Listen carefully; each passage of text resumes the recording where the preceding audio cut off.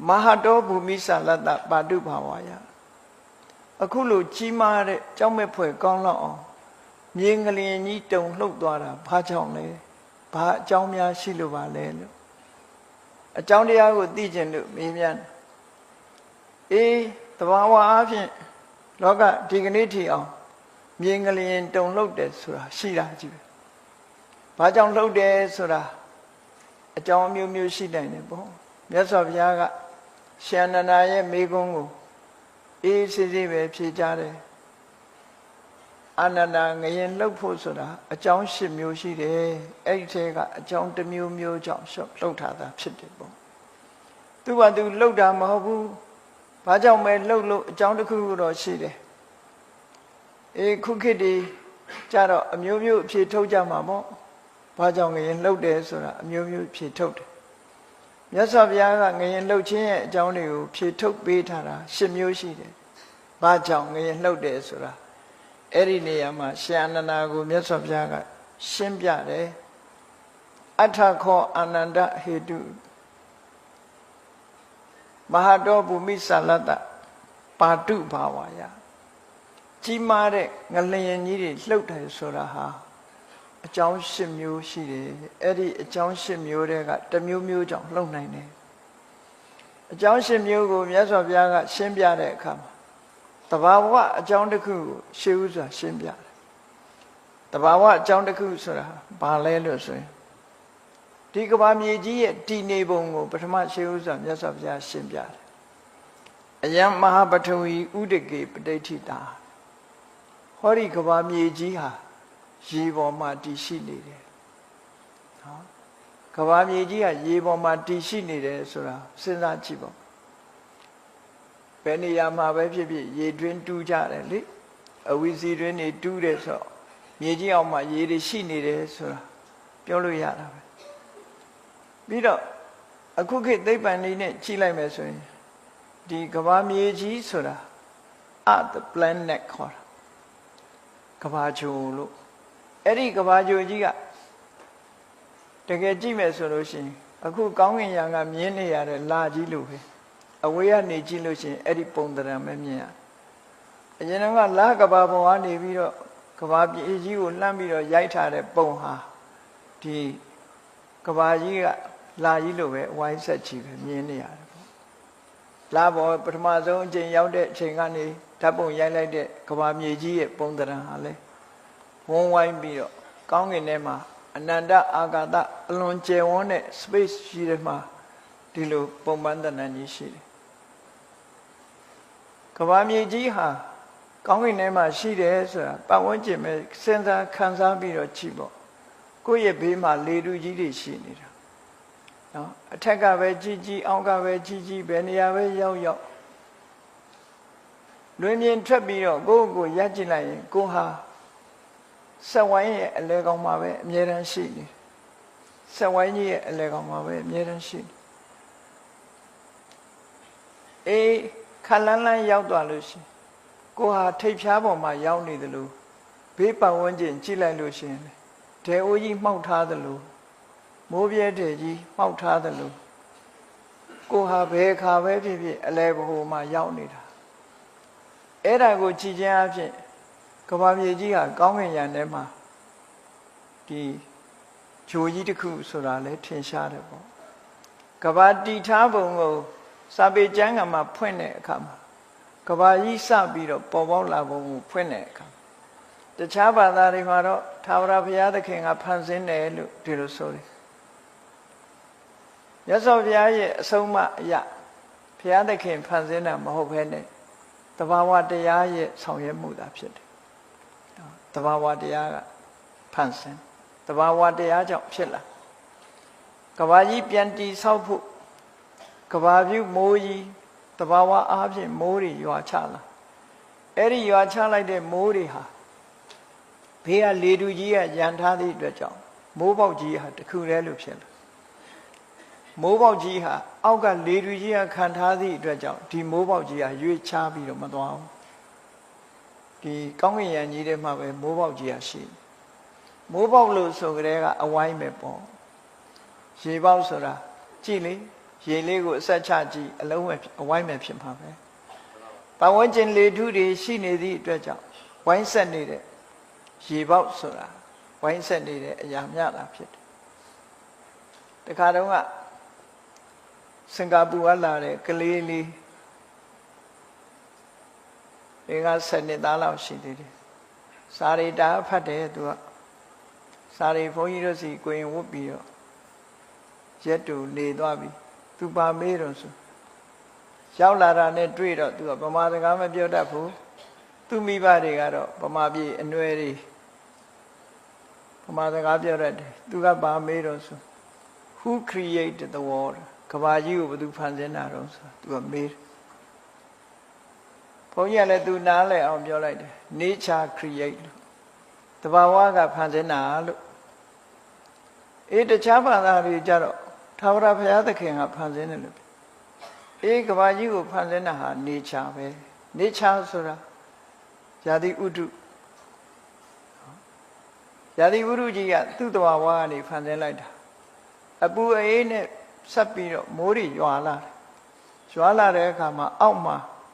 ရေတူကြီးကိုခံထားတဲ့အရာမရှိဘူးအလုံးဟာလေဟာပြင်ကြီးပဲအထက်ကလည်းလေဟာပြင်ပဲအောက်ကလည်းလေဟာပြင်ပဲပတ်ဝန်းကျင်မှာလည်းလေဟာပြင်ပဲဆိုတော့အဲ့ဒီလေဟာပြင်ထဲမှာကျလာတဲ့မိုးရေပေါက်ဟာလည်းပဲလေဟာပြင်ထဲမှာအောက်ကနေလေကပင့်ထားသည့်အတွက်ကြောင့်ရေပေါက်ကြီးဖြစ်တယ်အဲ့ဒီရေပေါက်ကြီးပဲနှစ်ပေါင်းများစွာကြားလာပြီးရာသီဥတုတွေရဲ့ပူပြင်းလာမှုတွေတဖြည်းဖြည်းပူနွေးလာတဲ့တေဇောဓာတ်တွေလွန်ကဲလာတဲ့အခါတဖြည်းဖြည်းအပေါ်ယံနေမာကျော်လာအပေါ်ယံနေကြက်ဥများလို့ပေါ့နော်ကြက်ဥများဟာလည်းကြက်ရဲ့ဝန်းထဲကထွက်တော့အခွန်မမာသေးဘူးတဖြည်းဖြည်းပြင်လေနဲ့တိုက်တဲ့အခါအခွန်မာလာတယ်လို့ပဲအဲ့ဒီရေပေါက်ကြီးကလည်းပြင်ဘက်ကလေထုနဲ့တွေ့တဲ့အခါကျတော့ရေမှာအကျော်လေးတွေတင်းလာပြီးမာလာဒါကနေချာကလုံနေတာအဲ့ဒီမှာကဘာကြီးဟာအခုလိုစတင်ဖြစ်ပေါ်လာတယ်ရေပေါက်ကနေစပြီးဖြစ်လာတယ်လို့ဆိုတဲ့ကဘာဒီဘုံဖော်ပြတဲ့အထက်ကရာတီကကျမ်းတွေကိုကြည့်မယ်ဆိုရင်လေကဘာကြီးဟာအလုံးကြီးလို့ဆိုတာခန့်မှန်းလို့ရတယ်ပေါ့နော်အဲ့တော့ကဘာလုံးသလားပြားသလားနဲ့ညင်းเสียတော့မလိုပါဘူးလေထုကြီးထဲမှာရှိတဲ့အရာတစ်ခုဟာဒီလိမ်မန်းကြီးလို့ပြားချနေတာလည်းမဟုတ်ဘူးလေထုထဲမှာနေပြီဆိုကြတဲ့ကဟိုဘက်ဒီဘက်ကလေထုတွေရဲ့ပံ့ပိုးမှုကြောင့်လုံးနေဖို့သာဖြစ်เสียရှိတယ်ပေါ့နော်လုံးနေတဲ့အရာသာဖြစ်เสียရှိတယ်အဲ့ဒါလို့ကဘာကြီးထဲမှာကဘာကြီးစဖြစ်လာတဲ့အခါမှာပထမဆုံးကရေပဲရေကအပေါ်ယံတင်းလာတဲ့အခါကျတော့မြေဖြစ်လာတယ်ငကိုလက်ရှိကလေထုကြီးအာကာသလဟာပြင်ထဲမှာလေထုကြီးရှိတယ်အဲ့ဒီလေထုပေါ်မှာမိုးရွာချလိုက်တော့ရေထုကြီးဖြစ်လာအဲ့ဒီရေထုကြီးပေါ်မှာခုနကအပေါ်ကျော်တင်းလာပြီးမြေလွှာဖြစ်လာတယ်ဒီလိုဆိုတာပေါ့နော်အဲ့ဒါကိုဒီမှာမြတ်စွာဘုရားကရှင်းပြထားတာအယံမဟာပထဝီအခုတို့နေတဲ့မြေကြီးဟာဥဒကေပဋိဋ္ဌိတာရေပေါ်မှာတည်ရှိနေတယ်ဒီလိုဆိုတာရေပြင်ကြီးပေါ်မှာတည်ရှိနေတယ်တချို့ကတော့ထင်မယ်မြစ်တွေအင်းတွေအိုင်တွေသွားကြည့်ပြီးတော့မြစ်ထဲမှာရေဒီမြေကြီးမရှိဘူးလို့ထင်ကောင်းထင်လိမ့်မယ်ပေါ့နော်သို့တော်လည်းရေကြီးအောင်မှာရေရှိတယ်ဆိုတာဟာရေရင်းတူးနေတဲ့လူတွေရေကြီးအောက်ကရေတွေထုတ်ယူနေတဲ့လူတွေဟာသိတာနေတာပဲရေကြီးအောက်မှာရှိနေတဲ့ရေတုကဘာတီတုံးကရေတုကစလာအောက်မှာလေတုကပင်ကိုရှိနေတယ်လေတုတဲကိုမိုးရွာချလိုက်တဲ့အခါရေတုကတဖြည်းဖြည်းအပေါ်ကျော်တင်းလာနွားတို့တောင်ကြိုကြည့်ပါလားကြိုကြည့်ရင်အပေါ်ကျော်တင်းလာတယ်လေတဖြည်းဖြည်းမလိုက်တက်လာတယ်ခေါ်တာပေါ့ထို့တူပဲကဘာမြေကြီးကရေပေါက်ကနေပြီးတော့အပူကြောင့်မို့လို့အပေါ်ကျော်တင်းလာအဲ့ဒီကနေမြေထုဖြစ်လာအဲ့ဒါကြောင့်အောက်ဆုံးကငကောဝရှိနေတဲ့လေထုကြီးကအမတန်ကြီးမားတယ်လေထုကိုခံပေးထားတာကရေထုကြီးရဲ့ပေါ်မှာမြေထုဆိုတာပေါ်လာတယ်လို့မြတ်စွာဘုရားဒီလိုဟောတယ်အယံမဟာပထဝီဤမြေကြီးဟာဥဒကေပဋိဋ္ဌိတာရေပေါ်မှာတည်ရှိနေတယ်ဥဒကံဝါတိပဋိဋ္ဌိတာအဲ့ဒီရေတွေကတော့လေထုကြီးအနန္တအာကာသထဲမှာရှိတဲ့လေထုကြီးမှတည်တယ်ဝါတောအာကာသထောတဲ့ အောက်ဆုံးကလေထုကြီးကတော့ space ကြီးမှရှိနေတယ်လို့ဒီလိုပြောတာလေဆိုတာကသဘာဝစဉ်းစားကြည့်ဒီ space ဆိုတဲ့ဘာမှမရှိတဲ့နေရာမှာသာလေဆိုတာရှိလို့ရတာဟုတ်နော်လေဆိုတာဘာမှမရှိတဲ့နေရာမှာရှိလို့ရအဲ့တော့အာကာသဟင်းလင်းပြည့်မှန်သမျှလေထုရှိတယ်ဒါကြောင့်မို့လေထုရဲ့အပေါ်မှာရေထုရှိတယ်ရေထုရဲ့အပေါ်မှာမြေထုရှိတယ်ဆိုပြီးတော့ကဘာမြေကြီးတည်နေပုံကိုမြတ်စွာဘုရားအရင်ရှင်းပြပြီးတော့မှအချိန်ခါဆိုတာရှိတတ်တယ်တဲ့ဘယ်လိုဖြစ်တတ်တုံးလို့ဆိုလို့ရှိရင်အောက်မှာခန်းနေတဲ့အနန္တအာကာသတွေကလေထုကြီးဟာတခါတရံကျတော့အပူအေးဖောက်ပြန်မှုကြောင့်ငြိမ်သက်နေတဲ့လေတွေကပြင်းထန်လှုပ်ရှားမှုတွေဖြစ်ပေါ်လာလှိုင်းခရက်ကြီးတွေလို့လေကြီးဟာဣပြီးတော့တိုက်လာတာကြည့်လေမကြခင်ကမှလေစင်နာမောင်းတိုက်သွားသေးတာပဲဗမာပြည်မှာလဲမကြလေမုန်တိုင်းတွေဖြစ်လာကြည့်ပေါ့အဲ့ဒီသဘာဝအကြောင်းမို့လို့ဒီလူတွေမြင်ရတဲ့လေကကဘာမြေကြီးရဲ့အောက်မှာခန်းနေတဲ့လေထုအလွန်ကြီးမားတယ်အဲ့ဒီလေထုကြီးဟာလှုပ်ရှားလာပြီးအမှန်တန်ကြီးမားတဲ့မုန်တိုင်းကြီးလို့ဖြစ်လာလေတိုက်တယ်ဆိုရတဲ့လေကိုမမြင်ရပြီလေလို့လေဟာဒီလှုပ်ရှားမှုကပြင်းထန်လာဒီလိုဆိုလှုပ်ရှားမှုကပြင်းထန်မဟာဝါဒဝါယန္တိကြီးမားတဲ့လေထုကြီးဟာတိုက်ခတ်လာတဲ့အခါကျတော့ဥဒကံကံပင်တိလေထုကြီးကနေပြင်းထန်လှုပ်ရှားလာတဲ့အခါမှာသူ့ပေါ်မှာရှိနေတဲ့ရေကိုလှုပ်ရှားသွားစေတယ်လေကမငြိမ်ဘူးဆိုတာဟာအထက်တိုက်လိုက်အောက်ဆင်းလိုက်ပဲလေဆိုတဲ့သဘောကနော်ပြင်းထန်လိုက်တာနဲ့တိုက်လိုက်တာနဲ့အပေါ်ကရေထုကလှုပ်သွားတယ်ရေထုကြီးလှုပ်သွားတဲ့အခါရေထုကနေပထဝီကံပင်တိမြေထုကိုလှုပ်ရှားစေတယ်အဲ့တော့ဆိုလိုတာကကဘာမြေငရင်လှုပ်ခြင်းရဲ့တဘာဝအကြောင်းတရားဟာဘာလဲလို့ဆိုလို့ရှိရင်လေတွေမငြိမ်မသက်ဖြစ်တဲ့အခါမှာနော်အောက်ကကဘာမြေကြီးအောက်မှာရှိနေတဲ့လေထုကြီးမငြိမ်မသက်ဖြစ်တဲ့အခါမှာရေတွေလှုပ်ရှားလာတယ်ရေတွေလှုပ်ရှားလာတဲ့အခါမှာမြေကြီးလှုပ်ရှားသွားတယ်အဲ့ဒီမြေကြီးလှုပ်ရှားသွားလို့ငလျင်လှုပ်တယ်ဆိုတာဖြစ်ပေါ်လာခဲ့တယ်လို့ဒီလိုပြောတာဒါကသဘာဝအနေအထားကိုဖြစ်တယ်သဘာဝမှာဓာတ်ကြီး၄ပါးဆိုတာအလုံးသိကြတဲ့အတိုင်းပထဝီဓာတ်အာဘောဓာတ်တေဇောဓာတ်ဝါယောဓာတ်လို့ဝါယောနဲ့တေဇောကမိတ်ဖက်ပထဝီနဲ့အာဘောကမိတ်ဖက်ပဲဒီကနေ့ခေတ်ဒီအလုံးသိနေကြတဲ့လေရင်ပြန်ရဲ့ကောင်းကင်ပြန်တက်တဲ့အနေအထားတစ်ခုကိုစဉ်းစားကြည့်ပေါ့အချင်းချုပ်ပြောလိုက်မယ်ဆိုရင်လေရင်ပြန်ဟာဆက်နှိုးလိုက်ပြီးတော့တေဇောဓာတ်တွေများအောင်လုပ်လိုက်တဲ့အခါလေထုကတက်လာတေဇောရှိရင်ဝါယောဆိုတာလာတယ်ဒါကြောင့်မို့မီးလောင်ရာလေပင့်ဆိုတာရှိတယ်မီးမလောင်ခင်ကလေငြိမ်းနေတယ်မီးလောင်ပြီဆိုရင်လေကရောက်လာပြီအပူပဲဒါသဘာဝပဲလေသဘာဝကအဲ့လိုရှိတယ်ပူရင်လေတိုက်တာဒါကြောင့်မို့သိပ်ပူရင်လည်းမုန်တိုင်းတွေတိုက်တတ်တယ်လို့ပြောတာလေငရင်လှုပ်တတ်တယ်မုန်တိုင်းတိုက်တတ်တယ်ဆိုတာလေရဲ့ပြောင်းလဲမှုတွေကိုဖြစ်ပေါ်စေတေဇောနဲ့ဝါယောနှစ်ခုပေါင်းလိုက်တဲ့အခါကျတော့လေမြန်ကြီးကပေါ့သွားတယ်လေတူတဲ့ရောက်သွားတယ်ဒီလိုဆိုလိုတာပေါ့တေဇောဓာတ်တွေလှုပ်ပေးလိုက်တဲ့အခါဝါယောဓာတ်တွေများပြီးတော့လာအဲ့ဒီအချိန်မှာလေမြန်ကြီးကအပေါ်တက်သွားပြန်ဆင်းပြီဆိုတဲ့အခါကျတော့ကြည့်တေဇောကိုလျှော့တဖြည်းဖြည်းလေဓာတ်တွေလေရှိန်တွေကိုလျှော့လိုက်တဲ့အခါအပူရှိန်ကိုလျှော့လိုက်တဲ့အခါမှာလေရှိန်ကလည်းလျော့ကျသွားပြီးတော့မြေပြင်ကိုပြန်သက်ဆင်းလာ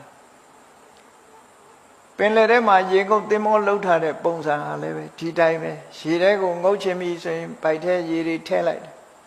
စုပ်ထည့်လိုက်တယ်အပေါ်ယံတက်ချင်ပြီဆိုလို့ရှိရင်ရေတွေကိုထုတ်လိုက်တယ်ပထဝီနဲ့အာဘောဆိုတာအောက်ကိုဆွဲတယ်တေဇောနဲ့ဝါယောကအပေါ်ကိုပြန်တက်တယ်ဟောဓာတ်ကြီးလေးပါရဲ့သဘာဝလူတွေသွားတာလဲဒီတိုင်းပဲနော်ခြေထောက်မြောက်လိုက်ချလိုက်လှုပ်တဲ့အခါမှာဒီကမ္မထန်တရားအထုတ်တဲ့ပုဂ္ဂိုလ်တွေ ခန္ဓာကိုယ်ထဲမှာခြေမြောက်နိုင်တဲ့အရာတွေကဘာတွေရှိတာတော့အတ္တဆိုတဲ့ငါးကောင်သူကောင်တရဝါကောင်ရှိသလားလို့ဆိုမရှိဘူးခြေတော့မြောက်လိုက်တာဆိုတာဟာမြောက်ချင်တဲ့စိတ်ကအရင်ပေါ်လာတယ်ပေါ်လာတဲ့စိတ်လေးကတေဇောနဲ့ဝါယောကိုအားပေးလိုက်တယ်အားပေးလိုက်သည့်အတွက်ကြောင့်ပေါ့သွားပြီးတော့မြောက်သွားပြန်ချတဲ့အခါကျတော့ချခြင်းတဲ့စိတ်ကအရင်ပေါ်လာပြီးတော့ချခြင်းတဲ့စိတ်ကြောင့်ဖြစ်လာတဲ့ပထဝီနဲ့အာဘောအောက်ဆွဲလိုက်တော့ခြေတော့ချတယ်။အော်ခြေတော့ကြွတယ်ချတယ်ဆိုတဲ့နေရာမှာလည်းပဲကြွတာကတေဇောနဲ့ဝါယောကြောင့်ကြွတာချလိုက်တာကပထဝီနဲ့အာဘောကြောင့်ချတာဒီသဘောတွေကြီးပဲအကုန်လုံးအဲ့ဒီသဘောနဲ့သွားတာအဲ့ဒီမှာငလျင်လှုပ်တယ်လို့ဆိုတဲ့အခါမှာတေဇောရဲ့ဖန်တီးမှုကြောင့်ဝါယောတွေများလာပြီးတော့လေတွေဟာအပြင်းထန်တိုက်ခတ်လာတဲ့အခါမှာရေပြင်ကြီးကိုလှုပ်စေပြီးတော့ရေပြင်ကြီးလှုပ်တဲ့အခါမှာရေပြင်ပေါ်မှာတည်ရှိနေတဲ့မြေကြီးဟာလည်းရေလှိုင်းကြီးတွေလှုပ်တယ်လို့သူကလည်းလှုပ်သွားတယ်လို့ဒီလိုဆိုတာပေါ့အဲ့ဒီသဘာဝအတိုင်းရှင်းပြပြီးမြတ်စွာဘုရားကအာနန္ဒာတဲ့ဒါပထမဆုံးအကြောင်းတစ်မျိုးပဲတဲ့ငလျင်လှုပ်တယ်ဆိုတာအဲ့ဒါလို့သဘာဝအကြောင်းကြောင့်အခုလိုလှုပ်တာလို့ငယ်ငယ်တုန်းကတော့အဲ့ဒါလို့မဟုတ်ဘူးပုံပြင်ပြောတာမျိုးလို့ငယ်တုန်းကတော့ကဘာမြေကြီးကိုထမ်းတဲ့ပိတ်တာကြီးရှိတယ်တဲ့အဲ့ဒီကဘာမြေကြီးထမ်းတဲ့ပိတ်တာကြီးကမြေကြီးကိုထမ်းထားတာလေးတော့ပခုံးပေါက်တယ်ပခုံးပေါက်လို့ပခုံးပြောင်းတယ်လို့ပြောပြီးတော့ငရင်လှုပ်တယ်ဆိုတာကိုဘယ်သူကစထွင်ပြီးပြောတယ်တော့မသိဘူးငယ်ငယ်ကကြားဘူးမြေကြီးကိုထမ်းထားတဲ့ပိတ်တာကြီးကပခုံးပြောင်းတဲ့အခါမှာငရင်လှုပ်တတ်တယ်ဘုန်းကြီးတို့တသက်တာမှာအကြီးအကျယ်ငရင်လှုပ်တာ2ကြိမ်ကြုံမှုတဲ့မြန်မာတက္ကရာ1308ခုနှစ်တုန်းကပဲခူးငလျင်ကြီးဆိုတာကြုံရအဲ့ဒီငရင်ကဘယ်ထိအောင်လှုပ်တုံးဆိုဟိုမန္တလေးတိုင်းကဖျားတွေပြိုသည်ထိအောင်ပြင်းထန်1308ခုနှစ်ကကြီးမားတဲ့ငလျင်ကြီးတစ်ခါလှုပ်တယ်အသေးဖွဲတွေတော့မပြောလို့ဘူးအကြီးကြီးတွေကိုပြောတာနောက်1318ခုနှစ်ကျတော့စကိုင်းငရင်လို့ခေါ်တယ်စကိုင်းမှာရှိတဲ့ဖျားပထိုးတွေပြိုကျပျက်စီးမှုတွေအများကြီးမြန်မာရာဇဝင်ဖတ်မယ်ဆိုလို့ရှိရင်တော့ငရင်လှုပ်တဲ့အချိန်တွေဟာအများကြီးရှိတယ်ပေါ့ဖျားပထိုးတွေခဏခဏပြိုပြက်တယ်အဲ့18ခုနှစ်ငရင်ကြတော့စကိုင်းငရင်လို့ခေါ်ရလောက်အောင်စကိုင်းမှာပျက်စီးတွေအလွန်များခဲ့တယ်ပေါ့အဲ့ဒါလည်းပဲကြုံခဲ့တယ်ပေါ့ဒါကိုယ်တိုင်ကြုံတဲ့အပိုင်းကိုပြောပြတာအင်မတန်မှကြောက်မွေ့ဖွယ်ကောင်းလောက်အောင်ရက်တီလို့မရလောက်အောင်ပြင်းထန်တဲ့ငရင်ကြီးတွေလှုပ်ခဲ့ဘူးတယ်ပေါ့ဒီတဲ့ပြင်းထန်တာတွေကိုနဲ့မကြုံတဲ့ဗဟိုပြုတဲ့နေရာနဲ့ဝေးလို့ရှိရင်တော့လည်းမသိလိုက်ဘူးပေါ့နော်အဲ့ဒါလို့ငလျင်ရဲ့တဘာဝဟာခုနကအောက်ကနေပြီးတော့ကွက်ပြီးတော့လေထုကြီးလှုပ်ရှားလိုက်တဲ့အခါမှာထိုလေထုကြီးနဲ့အနီးဆုံးရေပြင်ကလှုပ်ရှားသွားအနီးဆုံးရေပြင်လှုပ်ရှားသွားတဲ့အခါမြေထုကြီးလှုပ်ရှားပြီးငရင်လှုပ်ခြင်းဟာဖြစ်ပေါ်လာတယ်လို့ဒါကရသော်ဘုရားကပထမဆုံးအကြောင်းတစ်ခုရှင်းပြတယ်ပေါ့ဒုတိယငလျင်လှုပ်ခြင်းအကြောင်းကိုမြတ်စွာဘုရားဘယ်လိုရှင်းပြတော့ဆိုတကူကြီးမားတဲ့အစွမ်းထက်တဲ့အစွမ်းတကူရှိတဲ့တကူရှင်တွေဆိုတာလောကမှာရှိတတ်တယ်။ယန္တာပုဂ္ဂိုလ်တွေတို့အဲ့ဒါလို့အစွမ်းတကူနဲ့ပြည့်စုံတဲ့ပုဂ္ဂိုလ်မျိုးတွေရှိတယ်။သို့မဟုတ်တကူကြီးတဲ့နတ်တွေဆိုတာရှိတယ်။သူတို့ကလည်းဖန်တီးတတ်တယ်တဲ့။ဘယ်လိုဖန်တီးတော့ဆိုရင်သူတို့စိတ်ထဲမှာဒီမြေထုဆိုတဲ့မြေထုပေါ်မှာတဘာဝတရားတွေကိုသူတို့ကရှုမြင်သုံးသပ်တဲ့အခါမှာမြေထုနဲ့ဒီရေထုဆိုတာနှစ်ခုရှိမြေကြီးရဲ့သဘောကငြိမ်တယ်မာတယ်မြေကြီးနဲ့ရေနဲ့နှစ်ခုကြည့်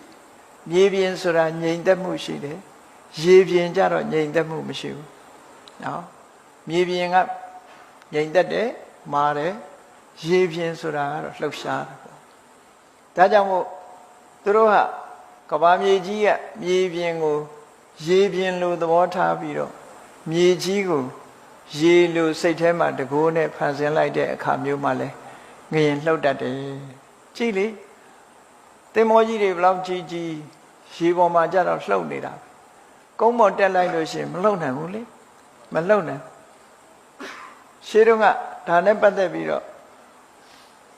တန်ဃရခိတဆိုတဲ့ကိုရင်ပေါက်စာလေးတစ်ပါးယဟန္တာကိုရင်လေးတစ်ပါးပေါ်ဘူးတယ်ခုနှစ်နှစ်အရွယ်လေးသာသနာပေါင်းဝင်တာအဲ့ဒီနေ့မှာပဲသင်္ကန်းဝတ်ပြီးအဲ့ဒီနေ့မှာပဲယဟန္တာဖြစ်သွားအစွမ်းတကူကြီးမားတဲ့ယဟန္တာဖြစ်တော့သူစိတ်ကူးရတယ်ဒီကနေ့ပဲသာသနာပေါင်းဝင်ဒီကနေ့ပဲယဟန္တာဖြစ်ပြီးတော့တရားမင်းကြီးနေတဲ့တာဝရိန္ဒာနတ်ပြည်ကဝေဇန္တာပြတ်တတ်ကြီးကိုလှုပ်ဖူးတဲ့ပုဂ္ဂိုလ်ရှိလားလို့ဆိုမရှိဘူးဆိုတော့သူသိဒါနဲ့ဘယ်လိုလုပ်ရမလဲဆိုတာနီးစနစ်ကို तू မသိပဲနဲ့သူ့အစွမ်းတကူနဲ့လှုပ်မယ်ဆိုပြီးတော့ဝေဇန္တာပြတ်တတ်သွားပြီးလှုပ်တာလုံးဝလှုပ်လို့မရဘူးဘာဖြစ်လို့တော့ဆိုစနစ်မကျဘူးဘယ်ကိစ္စပဲဖြစ်ဖြစ် systematically လုပ်ရတယ်တကူကလည်းပဲအရမဲ့လှုပ်တာမဟုတ်သည့်အတွက်ကြောင့်တဘာဝကိုလွန်ဆန်ပြီးလှုပ်လို့မရဘူးမြေကြီးပေါ်နေတဲ့အရာကိုလှုပ်အောင်လှုပ်လို့မရဘူးဒါကြောင့်မို့သူဟာလှုပ်လို့မရတဲ့အခါကျတော့ဝိုင်းပြီးတော့တယောခံလဲရတော့သူလူပြေပြန်လာပြီးသူ့ဆရာစီသွားသူ့ဆရာစီသွားတော့သူကဆရာကပြောတော့ဆိုမုံစီကျော်ကြော်တာလေးကိုပြလိုက်တယ်မင်းမြင်ဘူးတယ်မဟုတ်လားမုံစီကျော်ကြော်နောက်ပြီးတော့ရေထဲမှာချလိုက်တဲ့နောက်ချီချက်ကလေးဟာရေထဲမှာဝဲလဲပြီးတော့လှုပ်နေတာမင်းမြင်ဘူးတယ်မဟုတ်လားလို့ဆိုသူသဘောပေါက်သွားတယ်မြေကြီးပေါ်မှာရှိနေတဲ့အရာကိုလှုပ်လို့မရဘူးဆိုတာသူသဘောပေါက်သွားတယ်အဲ့ဒါနဲ့တိပိဖျားဆိုပြီးတော့တာဝရိန္ဒနတ်ပြည်ပြန်တက်သွားပြန်တက်သွားပြီးတော့ဝေဇယန္တာပြတ်တတ်ကြီးရဲ့အခြေတွေအားလုံးကိုရေပြင်ကြီးဖြစ်အောင်အရင်ဖန်ဆင်းပလိုက်မြေကြီးမဟုတ်တော့အဲ့ဒီအချိန်မှာကျတော့ခဏလေးအလွယ်လေးနဲ့ဝေဇယန္တာပြတ်တတ်ကြီးရမ်းခါသွားအောင်သူလှုပ်ရှားပြလို့ရရေပေါ်မှာတည်နေတဲ့အရာဆိုတာအလွယ်တကူလှုပ်လို့ရအောက်ကမငြိမ်ဝဲကိုအဲ့ဒီလိုအစွမ်းတကူရှိတဲ့ပုဂ္ဂိုလ်တွေကလည်းပဲကဘာမြေကြီးကိုရေဖြစ်အောင်ဖန်ဆင်းလိုက်တဲ့အခါမျိုးမှာလည်းပဲငရင်လှုပ်သွားတာမျိုးတွေဖြစ်တတ်တယ်ဒါကတော့သူတို့စိတ်ကူးနဲ့လှုပ်တဲ့သဘောအဲ့ဒါမျိုးဟာဒုတိယငရင်လှုပ်ခြင်းရဲ့အကြောင်းတစ်မျိုးပဲလို့မြတ်စွာဘုရားဒီလိုဟောတယ်ဟောနောက်တစ်ခုတတိယအကြောင်းတစ်ခုကဘာလဲလို့ဆိုရင်ပါရမီတမ္ပါရပြည့်ဝလို့ပါရမီပြည့်လို့ဖျားဖြစ်သူရောက်တော့မဲ့ဖျားလောင်းနေဟာတုတ်တိတာနတ်ပြည်ကနေပြီးတော့လူပြည်ကိုဖျားဖြစ်ဖို့မေတော်ရဲ့ဝမ်းထဲမှာတရေခတဲ့အချိန်မျိုးတရေခတဲ့အချိန်မျိုးမှာဒီဝမ်းသာကြည်နူးတဲ့သဘောကိုပြတဲ့အနေမြေကြီးကဝမ်းသာတာတော့မဟုတ်ဘူးမြေကြီးမှာရှိနေကြတဲ့တရားဝါတွေစွမ်းတကူကြီးတဲ့ပုဂ္ဂိုလ်တွေဝမ်းသာလို့လှုပ်တယ်လို့ဒီလိုအောင်မရမြေကြီးဆိုတာတော့စိတ်စေတနာမရှိတဲ့အရာတစ်ခုပဲเนาะသို့သောသဘာဝတရားရဲ့လှုပ်ခတ်မှုဆိုတာရှိတယ်ထိရောက်မှုဆိုတာရှိတတ်တယ်သဘာဝတရားရဲ့ထိခိုက်မှုတွေဟာလူတွေကမသိနိုင်ဘူးပေါ့ကြားဘူးကြလိမ့်မယ်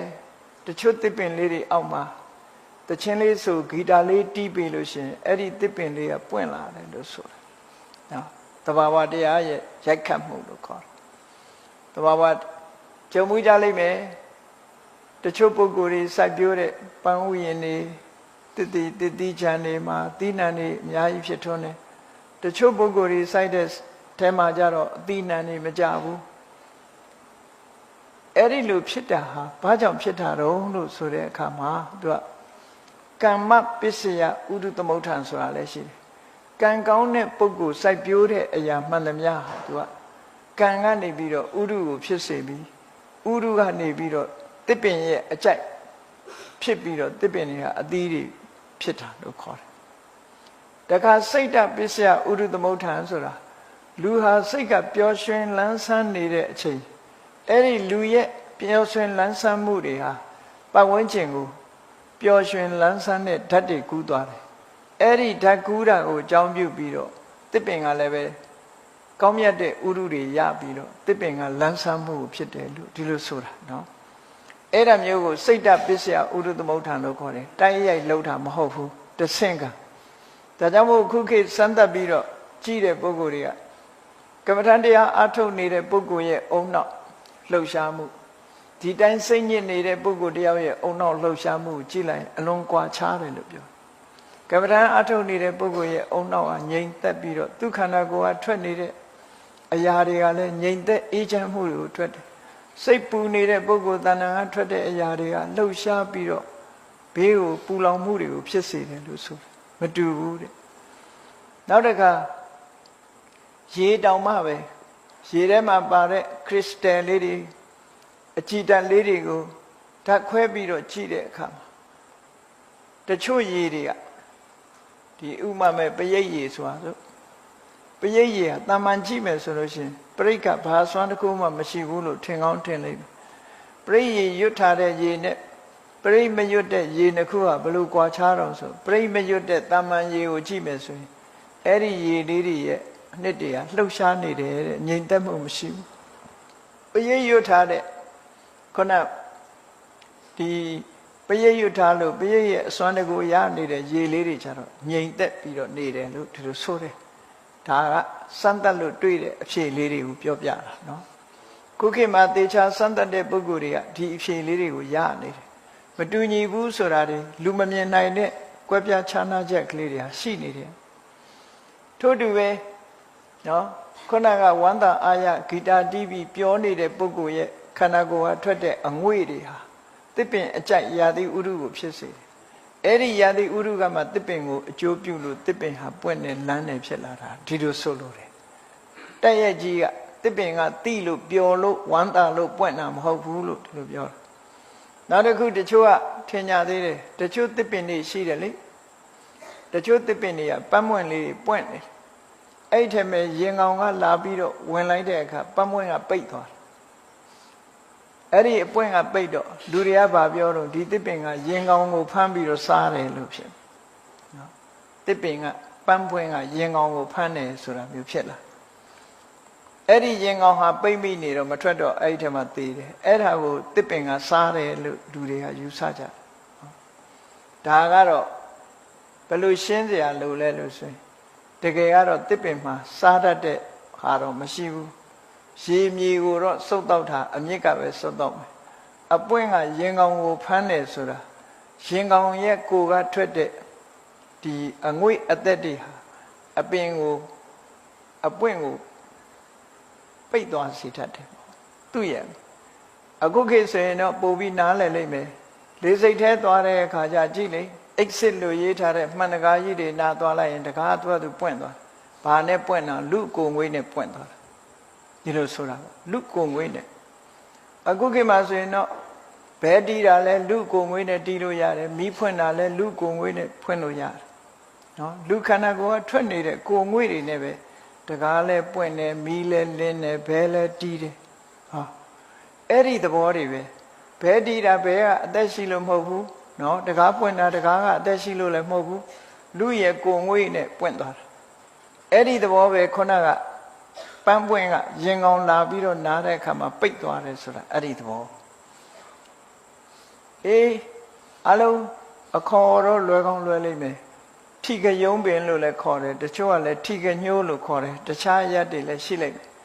အဲ့ဒီတစ်ပင်ကိုသွားပြီးတော့မထိလိုက်နဲ့ထိလိုက်ရင်တွန့်သွားတယ်တစ်ပင်ဟာအကုန်လုံးကုတ်သွားတယ်အဲ့ဒါဟာလေလူရဲ့ကိုငွေ့ကြောင့်မို့လို့ယုံသွားတဲ့သဘောသူကလူငါလာထိတယ်ဆိုပြီးတော့နောက်ဆုတ်သွားတာမျိုးမဟုတ်ဘူးသူကအသိစိတ်ရှိလို့ဖြစ်တာမဟုတ်ဘူးသို့တော့လူရဲ့ကိုငွေ့နဲ့ကြောင့်ဖြစ်သွားတာမျိုးတွေအဲ့ဒါမျိုးတွေဟာတဆင့်ကအကြောင်းပြုတာလေလို့ဒီလိုမှတ်သားကြရအောင်အဲ့ဒါလိုပဲဖရာအလောင်းတွေဟာအစွမ်းတတ္တိရှိတာဖြစ်တော့ကြောင့်ကမ္ဘာလောကကြီးမှာလောကသားတွေအတွက်အကျိုးပြုမဲ့ပုဂ္ဂိုလ်တရားတို့ဒီရနတ်ပြည်ကနေပြီးမေတော်ရဲ့ဝမ်းထဲမှာတရေတီလိုက်တာနဲ့တပြိုင်နက်ကမ္ဘာမြေကြီးဟာခုနကတာမန်ပုဂ္ဂိုလ်တွေဘလောက်ပဲမွေးနေဘလောက်ပဲတရေတီနေဘာမှမလှုပ်ရှားဘူးဖျားလောင်တရေတီတဲ့အခါကျတော့ကမ္ဘာမြေကြီးကတုန်ဟီးသွားတယ်တာမန်ပုဂ္ဂိုလ်တွေမဖြစ်နိုင်ဘာလို့လဲဆိုအရှိန်အဝါဆိုတာရှိတယ်လေအရှိန်အဝါကြောင့်မို့လို့အခုလိုဖြစ်သွားတာဒါကတတ္တိယငလျင်လှုပ်ခြင်းအကြောင်းတစ်ခုပဲစတုထငလျင်လှုပ်ခြင်းအကြောင်းကတော့အဲ့ဒီဖျားလောင်းဟာမိခင်ရဲ့ဝမ်းထဲမှာတရေတည်ပြီးတော့6 လလွန်10 လတည်းရောက်တဲ့အခါမှာဖွာတော်မူတယ် အဲ့ဒီဖွာတော်မူတဲ့အခါမှာလည်းပဲထူးခြားလာတဲ့ပါရမီရှင်ဘုန်းခံရှင်တူပေါ်ပေါက်လာတော့သူခန္ဓာကိုယ်ကထွက်တဲ့အငွေ့တွေဟာအမြဲတမ်းအစွမ်းတတ္တိရှိသည့်အတွက်ကြောင့်ကဘာမြေကြီးဟာတုန်ဟိသွားအပြန်တယ်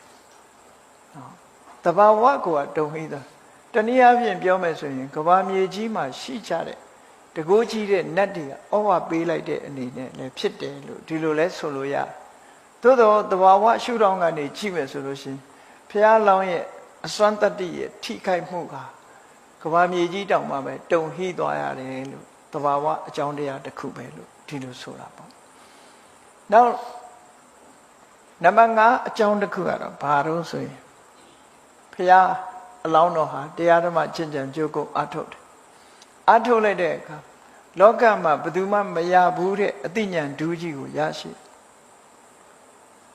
သဗ္ဗညုတဉာဏ်တော်ကြီးကိုရရှိတယ်ဘုရားဖြစ်သူရောက်ရှိတယ်ဘယ်ပုဂ္ဂိုလ်မှမရဘူးတဲ့အဲ့ဒါမှထူးခြားတဲ့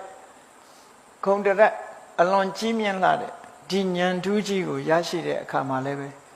အဲ့ဒီဉာဏ်ရဲ့အရှိန်အဝါဘလောက်ကြီးမားတယ်ဆိုတာစဉ်းစားကြည့်ကဘာမြေကြီးဟာတုန်ဟိသွားပြန်တယ်အဲ့ဒီချိန်မှာဒီလိုဆိုလိုတာပေါ့ဒါသဘာဝရဲ့ထိခိုက်မှုတွေဒီလိုဆိုလို့နောက်6ခုမြောက်အကြောင်းကတော့ဘာလို့ဆိုရင်မြတ်စွာဘုရားဟာမိမိသိတဲ့အသိဉာဏ်နဲ့လောကသားတွေရဲ့အကျိုးအတွက်အဆုံးအမဩဝါဒကိုစတင်ပေးတာစတင်ပြီးတော့မိမိသိတဲ့မိမိရဲ့အသိဉာဏ်ဖြစ်တဲ့ပฏิဝေဒဉာဏ်အဲ့ဒီပฏิဝေဒဉာဏ်နဲ့သိထားတဲ့တရားဓမ္မတွေကိုဒေသနာဉာဏ်နဲ့တတ္တဝါတွေနားလည်အောင်ဟောပြပြီးဆိုတာကိုဓမ္မစက္ကပောဒနာလို့ခေါ်တယ်ဓမ္မစက္ကဆိုတာပฏิဝေဒဉာဏ်နဲ့ဒေသနာဉာဏ်ကိုပြောတာသိတဲ့အတိုင်းရှင်းလင်းပြောတယ်သိတဲ့ဉာဏ်ကတစ်ခုရှင်းလင်းပြောတဲ့ဉာဏ်ကတစ်ခုအေးလူဆိုတာစုံနေတယ်တချို့ကသိတော့သိတယ်ပြောမပြတတ်ဘူးဆိုတဲ့လူတွေရှိတယ်နော်ပြောပြပါဆိုမပြောတတ်ဘူးသိတော့သိတယ်မြတ်စွာဘုရားသိလဲသိတယ်ရှင်းလဲပြတတ်တယ်နားဝင်အောင်ရှင်းပြတယ်အဲ့ဒီသိလဲသိတယ်ဆိုတဲ့ဉာဏ်ကိုပฏิဝေဒဉာဏ်ရှင်းပြတယ်ဆိုတဲ့ဉာဏ်ကဒေသနာဉာဏ်အဲ့ဒီဉာဏ်နှစ်ရပ်ပေါင်းစပ်ပြီးတော့စတင်ပြီးတော့လောကသားတွေအကျိုးကိုဖြစ်ထွန်းအောင်ဆောင်ရွက်တဲ့ဓမ္မစက္ကပောဒနာတုတ်ဓမ္မစကြာတရားဥဟောလိုက်တဲ့အခါမှာလည်းပဲဓမ္မရဲ့အရှိန်တတ္တိဟာဘလောက်ပြင်းတယ်လဲဆိုရင်တစ်ချိန်ငရင်တုံလှုပ်သွားခဲ့တယ်ပေါ့ဒါလည်းငရင်လှုပ်ခြင်းအကြောင်းတစ်ခုလို့ဒီလိုဆိုတယ်နောက်ခုနှစ်ခုမြောက်အကြောင်းကတော့ဘာလို့ဆို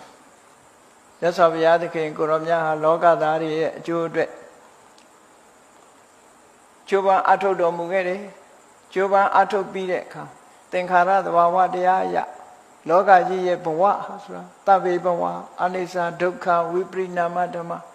ဘဝဆိုတာဘသူရဲ့ဘဝပဲဖြစ်ဖြစ်အနိစ္စမမြဲဘူးဒုက္ခနော်မမြဲတာတွေနှိမ့်ဆက်လို့ဆင်းရဲတယ်ဝိပရိနာမဓမ္မအပြောင်းလဲတွေရှိတယ်ဆိုတဲ့သဘာဝအတိုင်းပဲမြတ်စွာဘုရားရဲ့ဘဝဟာလည်းပဲအပြောင်းလဲတွေရှိလာလို့မြတ်စွာဘုရားသခင်ကိုရောမြတ်ဘဝမှာဆက်လက်ပြီးတော့မနေတော့ဘူး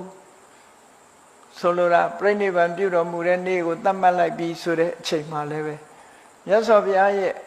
ဒီဆုံးဖြတ်ချက်ကိုမခံနိုင်ရှာဘူးမြေကြီးဟာမြတ်စွာဘုရားရဲ့အာယုသင်္ခါရလွတ်တယ်တတိတံပစင်ညနဲ့ဒီအချိန်ကတော့ငါရဲ့ခန္ဓာကိုယ်ဟာအဆုံးသတ်ရမယ့်အချိန်ဖြစ်တယ်ဆိုတာတတိနဲ့တံပစင်ညနဲ့ဆုံးဖြတ်ချက်ချလိုက်တယ်အာယုသင်္ခါရကို3လကကြော်ရင်ငါမဝင်စားတော့ဘူးသူ့တဘာဝအတိုင်းရှိစေတော့လို့ဆုံးလွတ်လိုက်တဲ့ဆုံးဖြတ်ချက်ကြားလိုက်တဲ့အခါမှာမြေငလင်ဟာတုံဟိသွားပြန်တယ်ပေါ့အာယုသင်္ခါရလွတ်လိုက်တာဒါက9ခုမြောက်အကြောင်းတရားလို့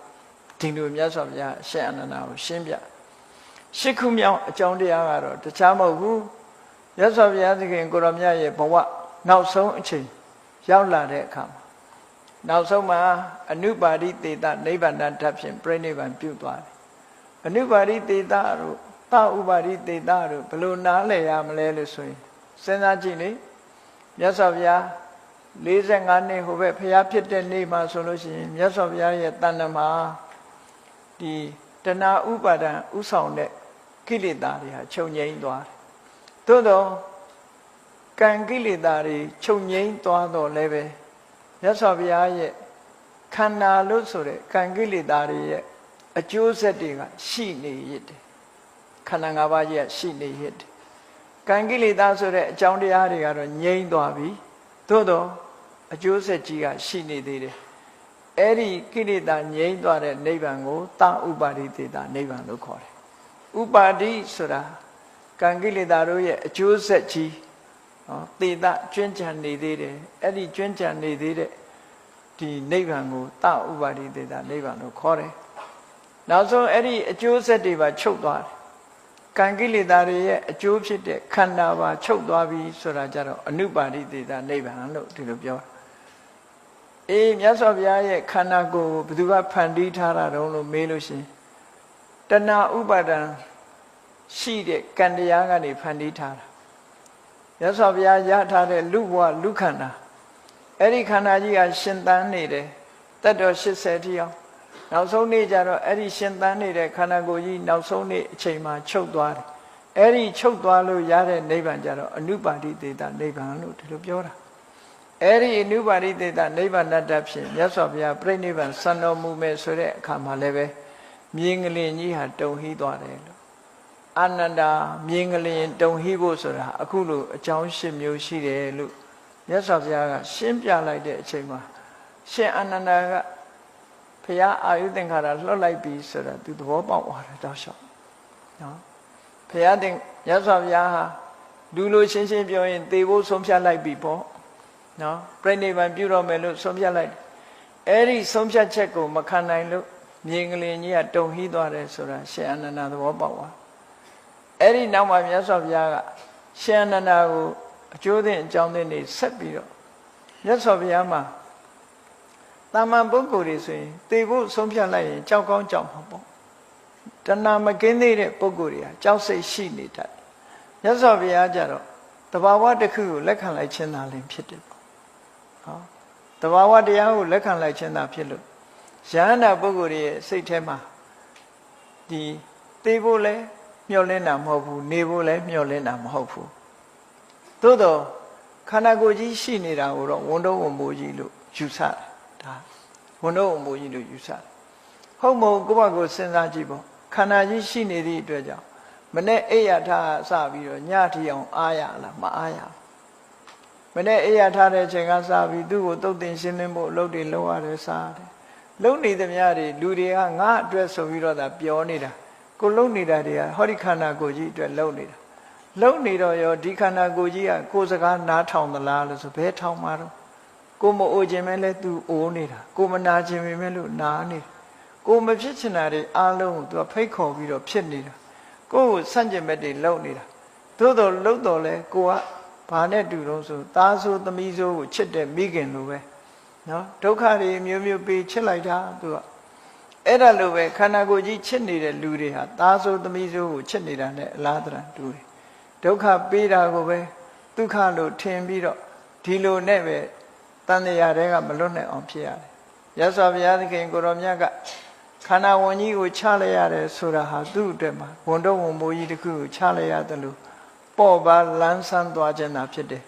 ကြောက်တဲ့စိတ်မျိုးရှိတာမဟုတ်ဘူးသို့တော့ရှင်အနန္ဒာရဲ့အမေကိုမြတ်စွာဘုရားအခုလိုငရင်လှုပ်တယ်ဆိုတာအကြောင်းရှင်းမျိုးရှိတယ်ဆိုတော့အခုဘာကြောင့်လှုပ်တယ်လို့မြတ်စွာဘုရားကရှင်းမပြောဘူးသို့တော့ရှင်အနန္ဒာသဘောပေါက်လိုက်တာတော့ဘုရားအခုချိန်မှာဒီဖွာတော်မူတာလည်းမဟုတ်ဘူးတရေခတာလည်းမဟုတ်ဘူးဖွာတော်မူတာလည်းမဟုတ်ဘူးဘုရားဖြစ်တာလည်းမဟုတ်ဘူးတပည့်ဆက်ကြတရားဟောတာလည်းမဟုတ်ဘူးခုချိန်မှာတော့အာယုသင်္ခါရလွတ်တာဖြစ်ရမယ်ဆိုတော့ရှင်အနန္ဒာသဘောပေါက်သွားနော်သဘောပေါက်သွားတယ်အေးတရားချစ်ခင်သူတော်စင်ပြိဿအပေါင်းတို့မြတ်ဗုဒ္ဓဟာလောကသားတွေအတွက်ကြိုးပမ်းဆောင်ရွက်တော်မူတာသူ့ရဲ့ဘဝဖြစ်စဉ်မှာအခုလိုထူးခြားချက်တွေနဲ့ပြည့်ဝပြီးမြတ်စွာဘုရားဟာလောကသားတွေအတွက်အကျိုးဖြစ်အောင်စွမ်းစွမ်းတမန်ဆောင်ရွက်တော်မူခဲ့တဲ့မြတ်စွာဘုရားရဲ့အဆုံးအမတွေကိုတို့တွေဟာလိုက်နာကျင့်သုံးသင်ကြတယ်မြတ်စွာဘုရားရဲ့အဆုံးအမတွေဟာတို့ဘောမှာအကျဉ်းတရားနဲ့ပညာတရားဖြင့်ဆုံးမခဲ့တဲ့ဆုံးမချက်တွေတို့တွေမလိုက်နာဘူးဆိုလို့ရှိရင်တို့ရဲ့ချွင်းချက်များတာဖြစ်တယ် ရသော်ဘုရားရဲ့အဆုံးအမကိုတို့တွေကြိုးစားပြီးတော့လိုက်နာကြရမှာဖြစ်တယ်လို့ကိုယ်စီသဘောကျပြီးမြတ်ဗုဒ္ဓရဲ့အဆုံးအမတိုင်းလိုက်နာကျင့်ကြံကြိုးကိုအားထုတ်တော်မူနိုင်ကြပါစေကုန်သတည်း